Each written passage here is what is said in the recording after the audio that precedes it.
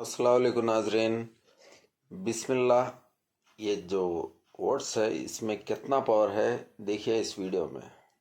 एक शख्स ने सिर्फ बिस्मिल्लाह पढ़ा और दरिया पार कर लिया। कैसे? चलिए जानते हैं। जुमे की नमाज का दिन था। मस्जिद के इमाम साहब लोगों को तकरीर में समझा रहे थे कि जो भी काम बिस्मिल्लाह पढ़कर किया जाए और अल्लाह पर पूरा यकीन और तवक्कुल किया जाए तो वो हर काम बिस्मिल्लाह की बरकत से पूरा हो जाता है। उसी मजलिस में एक सीधा सादा शख्स बैठा था जिसका नाम अहमद था। वो इमाम साहब की बात बहुत गौर से सुन रहा था और उसने इस बात को अपने दिल में उतार लिया और पक्का यकीन कर लिया। उस शख्स को रोज मस्जिद आने के लिए एक दरिया किनारे वाले रास्ते से आना पड़ता था जो कि काफी दूर था। एक दिन वो घर से मस्जिद आ रहा था। उसे इमाम साहब की बात याद आ गई। वो दरिया के किनारे गया और दिल से बिस्मिल्लाह पढ़ा और पूरा यकीन करके दरिया पर कदम रखा और करामत हो गया। वो पानी पर चलता हुआ आराम से दरिया पार कर गया। उसका ईमान, यकीन और पुख्ता हो गया। अब वो रोजाना इसी तरह बिस्मिल्लाह पढ़कर दरिया पार करने लगा। धीरे धीरे ये बात पूरे गाँव और शहर में मशहूर हो गई कि एक शख्स दरिया के ऊपर चलता है। दूर दूर से लोग उस शख्स को देखने आते कि कहीं कोई वली या कोई जादूगर तो नहीं है, लेकिन लोग उसे देखकर काफी हैरान होते। जब ये बात इमाम साहब को ये पता चला तो वो भी उसको देखने आए और उससे पूछा, तुम ये कैसे करते हो? अहमद ने बताया, हजरत उस दिन आपने ही तो कहा था